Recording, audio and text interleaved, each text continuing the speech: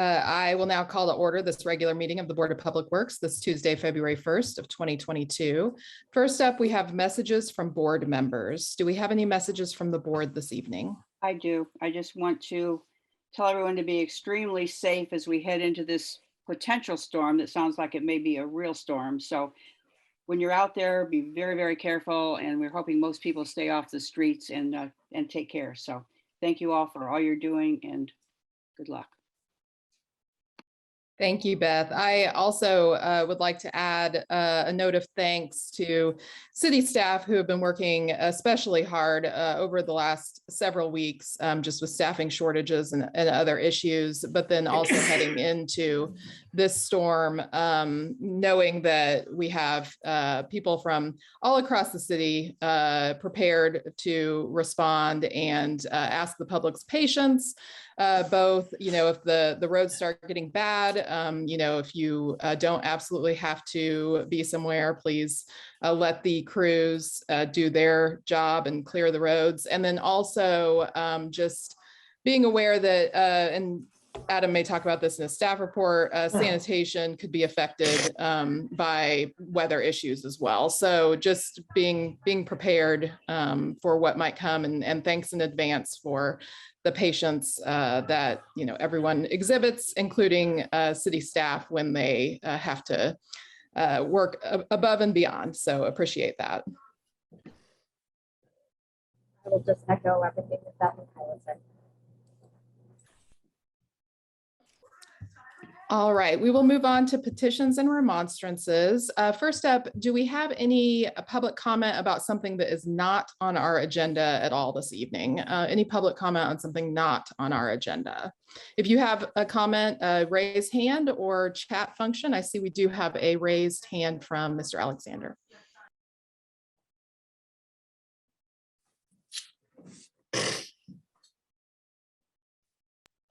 Mr. Alexander, you can unmute and offer your public comment. Thanks. I hope this is the right time to say this. I just wanted to suggest that the B-line closure just south of City Hall should probably come before this board. I know administratively, organizationally, that's not how it works, but that's important public transportation infrastructure. And if it's going to be closed for an extended period of time while a private developer works on a historical preservation project, that should probably go before this board. Thanks. Thanks for your comment. Any other comments that are related to something not on the agenda?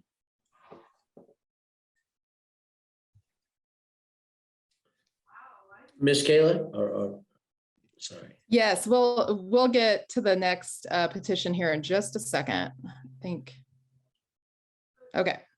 we're good. Adam, do you see anybody? No, I don't see any other raised hands or chats for general public comment. And Mr. Moynihan, you're for the next appeal, is that correct? Yeah, but I had a quick question on what you were just talking about. I'm sorry, I don't really know how to raise my hand or any of that stuff. That's fine. Go ahead. No, I was saying I didn't see the agenda, so I didn't know how to comment. Is there something I should have received on that? If I missed it, I apologize. No, you're and specifically to the appeal of the notice of violation, correct? Oh, no, Mike, I wasn't talking about that. I was just talking about in general, if there was something that, as Ms. Kayla had mentioned about commenting on any of the See, yes, right now you have the opportunity to make general public comment about items that are not on the agenda tonight. We obviously do have the appeal on the agenda tonight.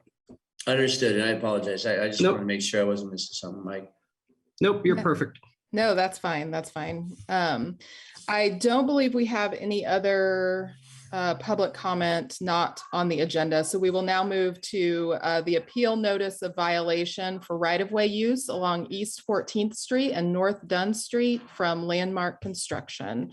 And I believe we'll have a staff report to open this up. Yes, good evening. This is Paul Kerberg with Engineering Department.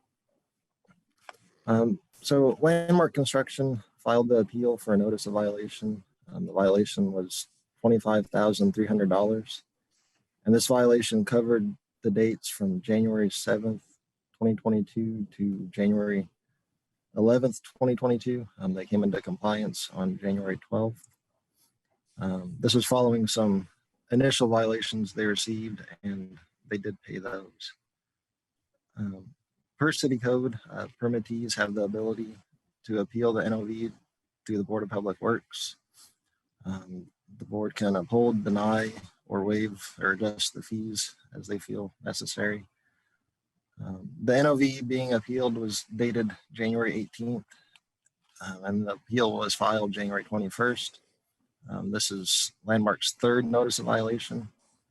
And as I mentioned before, 2 were before this, totaling $7,700 that they did pay. The violations are in relation to failure to maintain the maintenance of traffic plan. That involves the sidewalk closures, signs, pavement markings, and also failure to repair damage to the right-of-way and failure to comply with city standards and specs for the right-of-way repairs. At this time, there are no other outstanding notices of violation for this project. If there are future issues, we could issue another NOV if it's necessary. Staff believes sufficient time was provided for the applicant to perform the required work, and that the applicant went into the project understanding what was expected of them. The sidewalk closure was approved through the board, and they knew what was expected.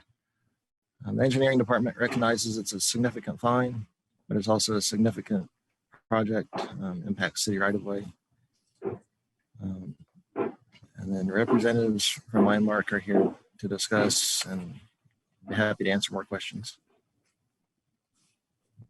Thank you.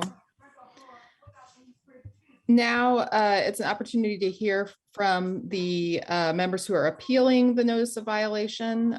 Do we have comments from that team? Yeah, I'm Eric Schulte. I'm the PM for Landmark Construction. First of all, thanks everybody for hearing this appeal. Thanks to Paul, Mike, and the rest of the engineering staff, and everybody helping us resolve this issue. We do apologize that we got to this point, but here we are. So, once again, thanks for taking time to listen to this. So just kind of where we're at with this. I know early on the project, we had 14th Street shut down. And during that time, we had signage and things up. That work all ended around, sometime in late November, early December. And for whatever reason, all the signage got taken down, removed. And then on December 30th, Paul, Mike, and the rest of the staff had notified Landmark Construction that, the signs need to be put back up. Obviously with the holidays and things like that, we said we'd get on it. We had to the 31st to get it done, which is basically 24 hours. Trying to get the resources and things to get that done, around the holidays was difficult. And then during the week of January 3rd, we did start putting some of the signs up. We didn't get 100% into compliance. We needed to get the detour pedestrian signage, which we didn't have in hand. We were trying to procure to get everything there back in time, but we did start working on things the week after January 3rd. But with that even being said, we got the notice of violation on the 7th, even though we had started working on things with the holidays and everything. I mean, we paid the fine, the $7,700. I mean, we were not in compliance. Be the first one to admit that, be the first one to admit fault. I'm not, whatever. So we paid 100% of the fine, no appeal, didn't come to the board, took it and moved on. So the following week of the 11th, I think the 11th was the Tuesday, I had met with Paul and their staff to make sure, we get everything in compliance, exactly how they wanted it. We walked the site, walked everything, made sure exactly what it was. And then, by the end of the day on the 12th, we had all the proper signage up. And the 13th, we had the roads repaired to the best they can doing the weather conditions. We couldn't stripe the road, because it was cold on the 11th, and then the 12th and 13th, we did stripe. We fixed all the repairs, the trenching, the best we could. Like I said, the asphalt plants being closed here in the winter time, it's kind of difficult. So we did the best we can. I'll agree it's not the best fix in the entire world, but we will be, towards the end of the project, we'll be replacing majority of 14th Street in its entirety. We'll be ripping it up and replacing it all. So, if you could bear with us for the next year or so, we'll try to get these trenches the best we can at this point, especially when the plants open back up in April. But sometime in August of 23, you will have basically a brand new 14th Street So that's kind of why we went with the temporary patching at that point. So yeah, so I mean, I guess that's where I'm at with this. Like I said, I know like by the January 7th, it was slow moving. So that's why I agreed to pay all 100% of the fines. The following week, when everybody's kind of back in full force out of the vacation time, we did get things pretty much addressed and within about 48 hours and meeting with city officials. So with that being said, it's like I'm just requesting that maybe we can reduce or eliminate these fines just with the action that was taken, the week of the 11th, and us taking, the diligence to pay the fines, up into the 7th. I mean, it is what it is, but that's just kind of where I'm at with this, and just asking the board help in reducing these fines or eliminating these fines from the January 18th notice of violation, or 14th notice of violation. So I guess it came out the 18th. It came out that next Tuesday. So Thank if you have any you. questions, I'd gladly answer. I mean, I know going forward, we have addressed this. I've given my personal cell phone number to Paul and the rest of the engineering staff. I know I'm in Pennsylvania, but I can get things done quickly. So if there's ever any issues 24/7, going forward, feel free to reach out to me. Like I said, once I met with Paul on the 11th, basically got everything addressed within 48 hours to, I think, the engineering department liking the best we could at this point. So, I mean, going forward, we'll definitely, this should not happen again, will not happen again. So that's where I'm at, but I do appreciate all their help, especially everybody. I think Paul, Mike, Adam, we met with you, everybody's help in trying to fix these issues. So if you have any questions, I'd gladly answer them. Thank you. I'll go ahead and open it up to questions from the board. Do we have any questions from the board? No, I think it's all pretty well spelled out by staff. Miss Kyla, can I make a quick comment? Sure, go right ahead. I'm sorry, I don't know how to do the hand thing, but I just want to let you know that Landmark really takes this project as a big straw in our hat. I was out here doing a project, the Evolve across from the stadium early in, and I loved the Bloomington area, and that's what I'm probably back here to build again with Landmark. And our intention is to be a portion of the community, and being out here, we know we're going to be partners for a long time. We're not going anywhere. We're not trying to do anything maliciously or anything like that. We're just, so the board members know that we're trying to do everything that we can. It's a tight section. I think we do a really good job of communicating with Mike and the team and Paul and them out there. And there's nothing that's done out of spite. We do the best we can, as Eric mentioned. And we will continue to do so, but we're here for a long term. We're not here for a short term. And I would hope that everybody kind of looks at that. Thank you. Since I am not currently seeing questions from the board, I will ask for any public comment on this item. If you have a public comment, you can raise hand or put a note in the chat. It does look like we have a raised hand from Mr. Alexander. You can go ahead and unmute Mr. Alexander. And Kyla, I want to offer some additional comment as well. Great, thank you. My name is Greg Alexander. I've been working towards this day for about 8 years now, ever since I had a terrifying experience while walking in the street on College Avenue with my infant son, because both sidewalks were closed. 2 years ago, for the first time, I got staff to admit there's a problem. They had no enforcement capability whatsoever. So they did something. They presented an ordinance to council, who passed it, and now there is enforcement, and this is what that looks like. Since there has been no enforcement until recently, developers were simply in the habit of ignoring their maintenance of traffic plans. When city staff would intervene, they would come partially into compliance for a little while, but they never bothered to reach full compliance. They would then repeat the violation the next week or even the next day. For decades, the vast majority of sites were substantially out of compliance compliance most of the time. And that's what we see here. Early on, city staff noted that the personnel on the ground at the site did not seem to be aware of the MOT. They cited an internal communication problem. And when staff pointed out problems, many of those problems were not fixed until fines were levied. And even then, the fines were treated as a mere nuisance. After so long without enforcement, the petitioner had the mistaken impression that full compliance was still optional. And that's why we're here today. The petitioner did not proactively comply before closing the sidewalk. They ignored their own MOT. And then when city staff gave them one opportunity after another to come into compliance, they wasted those opportunities until it escalated to fines. But then the petitioner said they couldn't possibly get someone to do the work over New Year's weekend. That's hogwash. They had been out of compliance for months. They had months to correct it. The contractor is astonished that for the first time, they are facing enforcement action. They come to you and ask you to say it's not so, that enforcement should end even before they come into full compliance.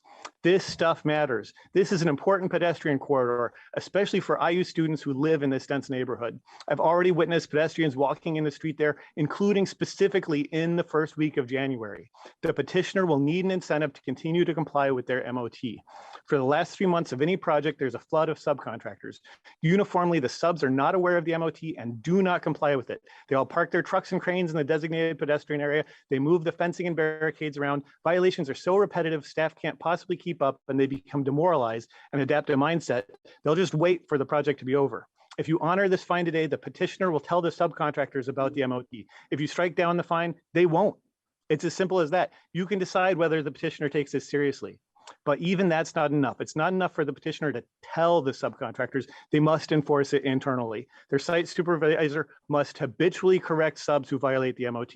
And for that to happen, I'm afraid it will take more fines. If you fall for rhetoric that they've already learned their lesson and enforcement is now redundant, your mistake will harm pedestrians. This is a big change. Change is hard. This is not mission accomplished. This is no more or less than the first steps towards enforcement about a significant and chronic longstanding problem. Thank you so much for your time. Thank you for your comments. Do we have any other public comments before we hand it back to staff? Any other public comments on this item? Okay, I don't see any. Adam, I'm going to go ahead and hand it to you for comment. Yeah, again, Adam Wason, Public Works Director. I do appreciate Mr. Schulte and Mr. Monahan and their team being responsive to the engineering department and their staff. You know, that is the important part. And I do take Mr. Monahan for his word. They, you know, he reached out early on and said, you know, we don't want to be a problem for the city, et cetera. So I do take that to heart and recognize that I do believe that's true to be the case. You know, I've talked a lot about this project or this appeal with the engineering department. You know, as you folks know, the engineering department is a separate department of the city from Public Works, but all of their permits and notices of violation and things, you know, come up through the Board of Public Works, being the body that is tasked with maintaining the public right of way. You know, I've deferred to Andrew and his team, and I trust that they've done everything in good faith. You know, as Mr. Alexander alluded to, and as the board knows, the city council did update city code in the last couple of years to address these exact issues, that when you have projects that are not in compliance with approved maintenance of traffic plans, that fines be levied and they escalate quickly when not in compliance. You know, as we talked a little bit about yesterday at the work session, you know, there could have been additional days counted. We did take into account, the engineering team did take into account some of the weekends and holidays and things, but, you know, at $7,500 per day, and when they escalate, that escalates quickly, and that's the result that we're in today. You know, as I stated to Andrew and his team, you know, I asked several times, is this fair and is this reasonable given the violations? And every time I heard the answer was yes. So, you know, the engineering department does ask that the fine be upheld, and we'll continue to work with the developers to make sure that, you know, compliance is maintained going forward. And we know, you know, based on their word that they'll be putting forth a good faith effort there. But I would defer to Andrew or his team anymore for additional comment, but based on all of our conversations, you know, they would ask that this be upheld. Do we have any other information from staff at this time that anyone else who needs to offer any comment from staff? I don't see any. Oh, Andrew. I'll just quickly weigh in. I appreciate everything Adam said and Paul stated in the staff report, and Greg as Mr. Alexander as a citizen. I think this is, I mean, it is a significant fine amount as Adam suggested, and I recognize sometimes it can take some time for projects like this to make some changes, and I guess just I want to say to the two representatives from Landmark here that I very much appreciate working with them in the action they've taken, especially as this way, I think as Eric in particular got involved. Action happened. Like we met, and the next day a lot of the stuff was addressed. And I think just hopefully going forward, if there's an issue like this, that just happens again instead of it taking a week or two until us having that meeting. And I expect that will happen. Thank you. Now is a final opportunity for members of the board. If you have any final questions or comments, now is an opportunity to make those. Okay, I appreciate everyone who's working through this issue, both the staff and Landmark and our residents' input. I think this is a really important issue. When we review maintenance of traffic plans, we take very seriously the ability for people who are on foot or on a bicycle or other modes of transportation to be able to get through, in addition to the ability of people who are driving in vehicles to get through or access their personal residence or whatnot. And so it's critical that we have a good maintenance of traffic plan and that it is upheld to ensure that safety and that access that is expected of those of us on the Board of Public Works and also at the city to uphold for our residents. I will call for a motion if we have one on this. I move that we deny the appeal for the notice of violation for right-of-way use, chapter 12.08, so along East 14th Street and North Dunn Street from Landmark Construction in the amount of $25,300.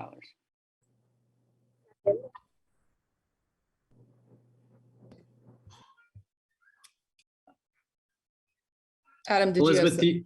No, Elizabeth, your audio wasn't super clear there. Did you second that? Sorry, I did second that.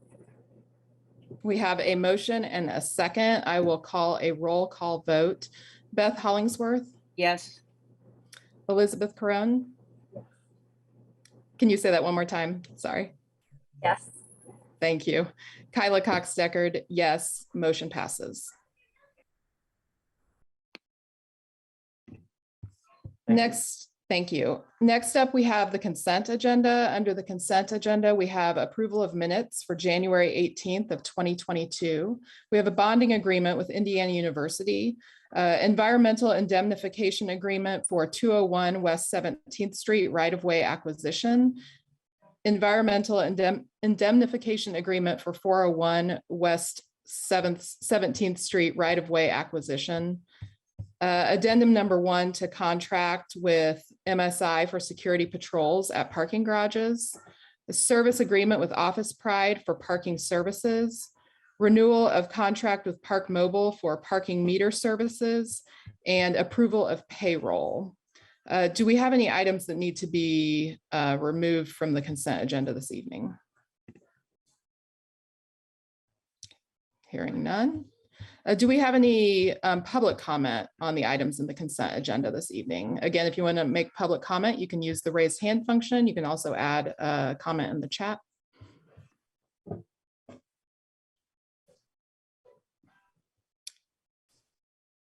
Don't see anything. Thank you. Seeing none. Do we have a motion on the consent agenda? I move that we approve the consent agenda. Okay, I heard you say second. All right, we have a motion and a second. I will go ahead and call for a roll call vote. Beth Hollingsworth? Yes. Elizabeth Perone?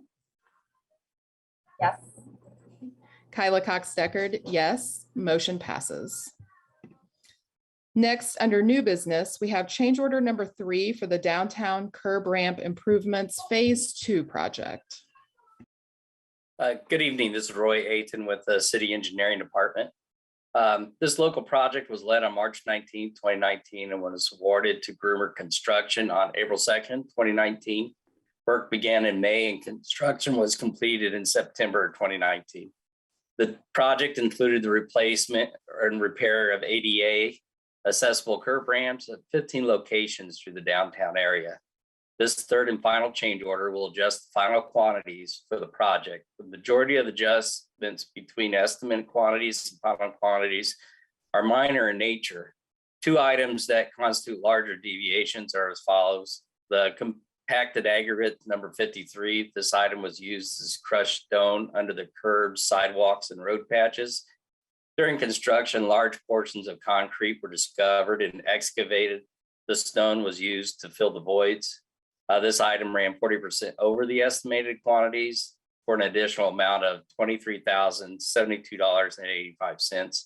And the second large item was HMA patching, asphalt patching. This item was used to repave the existing roadway and match the grades to the new curb ramps.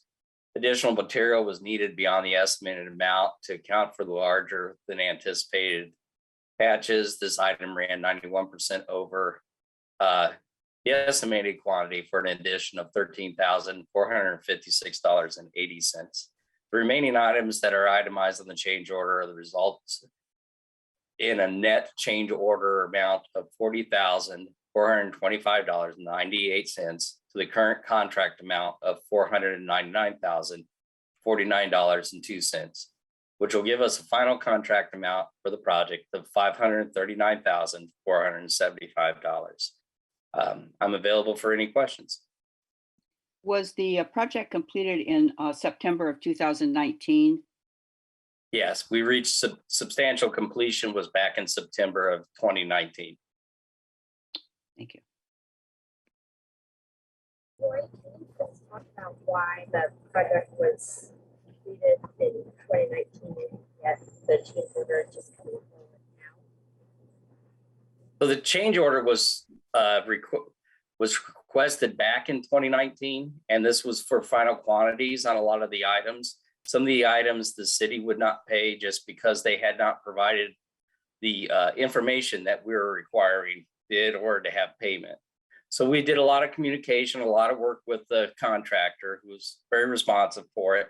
But it took a while for us to get the final quantities, to agree upon the final quantities, and to get the signed change order to where we are today.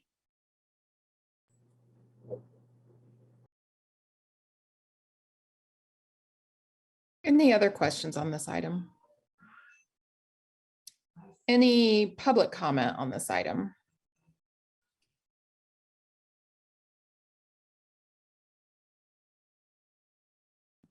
Seeing no public comment, do we have a motion on this item? I move that we approve change order number 3 for the downtown curb ramp improvements Phase 2 project. Second. Okay, we have a motion and a second. I will do a roll call vote. Beth Hollingsworth, Yes. Elizabeth Crone, Yes. Kyla Cox-Deckard, yes, motion passes. Next up, we have change order number 3 for the 17th and Dunn intersection improvements project. Good evening, Matt Smithers with the Engineering Department. This contract included the replacement of the traffic signal at the intersection of 17th and Dunn. The work was completed in August of 2021. The change order would add $80,889.96 to the contract for various pay items that were an overrun on the project estimate. In the near future, I will have an additional change order that covers the underruns, but we're still negotiating some of those items. This change order would result, as I mentioned, in an increase to the contract of $80,889.96, making the new contract sum $1,405,313.48. This project is bond funded, and I would be happy to answer any questions you may have. When do you think you'll have the underruns coming to us, the amounts?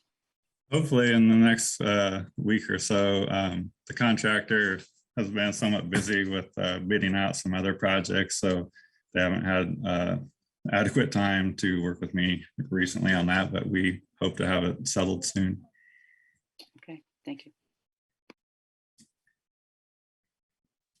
Any other questions on this item? Any public comment on this item?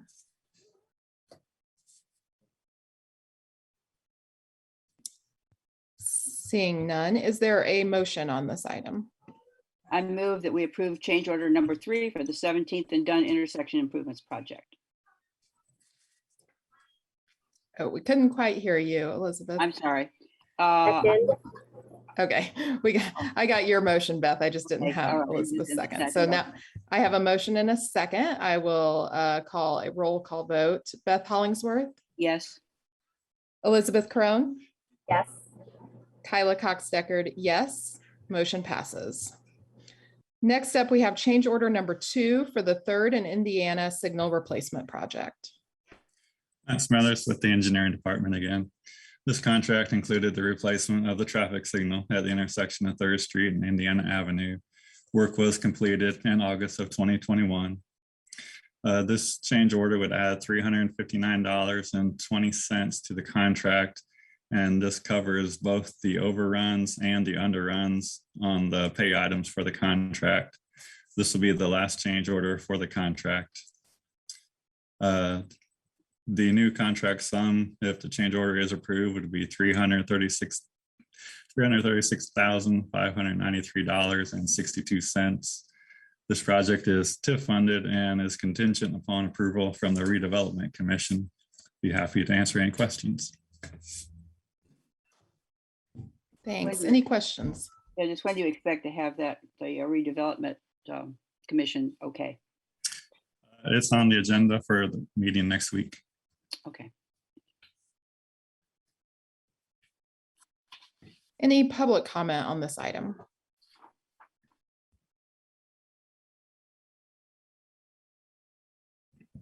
Seeing none, do we have a motion? I move that we approve change order number 2 for the 3rd and Indiana signal replacement project.